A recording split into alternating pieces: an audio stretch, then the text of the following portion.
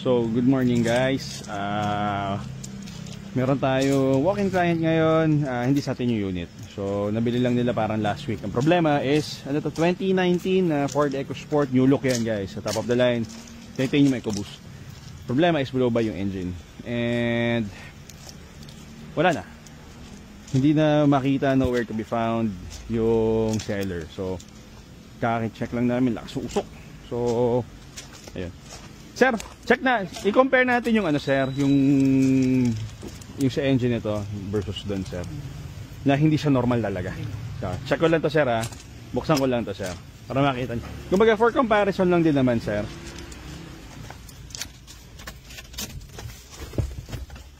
Here we go.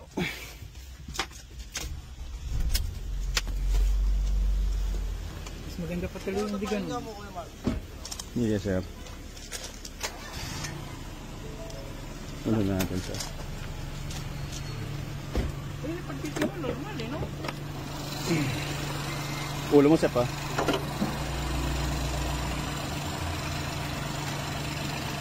Ayan, sir, okay. Kitang-kita, sir, oh. Kahit sabi mo may langis siya, no? Hindi normal talaga yan, sir. Ito naman yung sa, ano na, mga normal. Sige, sir. Ayan, sir. Check nyo sir, maigi sir. Walang ka usok-usok yan sir. Malinis. So, technically sir, yun talaga sir.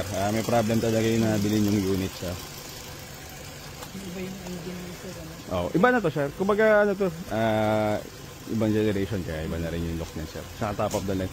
Ganda naman sir eh. Kumbaga mabubulag talaga kayo dun sa interior niya, exterior yung paint niya sir. Pero kung i-check nyo maigi. Actually sir, kung na-check nyo siguro may talaking mechanic sir. Baka na ano pa sir, naligtas kayo sir.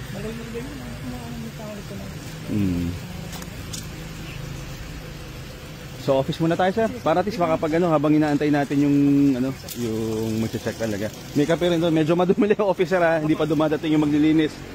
Pero naka-aircon doon sir para mas relax kayo. Patayin na rin namin yung engine.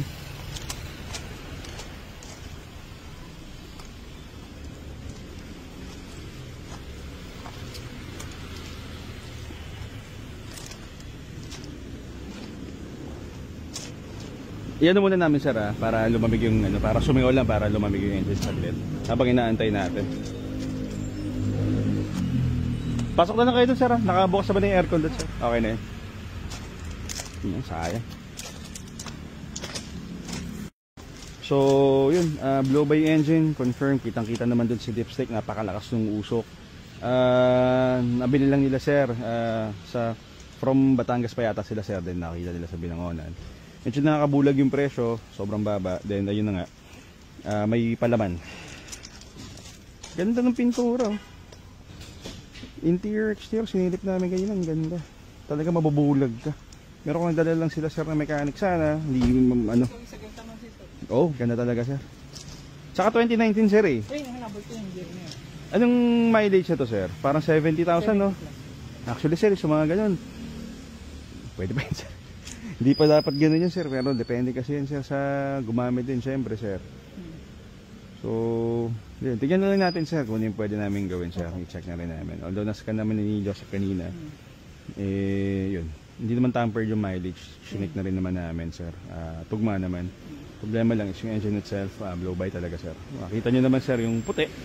Saka ito sir, I mean, kaibang generation, pero ang purpose kasi doon is makita nyo sir na para talaga usok dapat. So, check natin namin.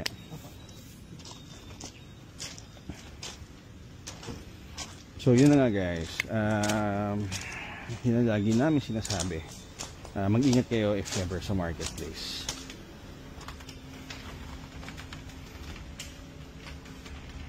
Hindi ko naman sinisiraan yung marketplace. Ang problema lang kasi is, yun nga, possible talaga kayo makabili ng ganyan and wala nang balikan. Sila sir hindi na rin naman mahanap yung ano, yung nagtinda. So yun, good as wala na yan. So either that or depende kung anong gagawin nila sir. Pero i-check muna natin maigi, palamigin lang natin yung engine. Ayan. May mga new look din kami dito. Ayan, mga ganyan. Kaso yung ibang new look namin is nandun sa garahe. Nakapila pa yon for engine refresh. Tranny pull down, i-check pa. Syempre SOP naman yan. Ford pa rin naman yan kahit new generation. Alam niyo naman yan pag pag GTA. So yun lang guys. Try na lang sa GTA, lagi naman namin sinasabi. May babalikan kayo, guaranteed na refresh talaga yung from major to minor parts, walang problema. Kita nyo naman sa vlogs namin everyday, yung mga ginagawa namin, yung mga tinatrabaho naming mga unit,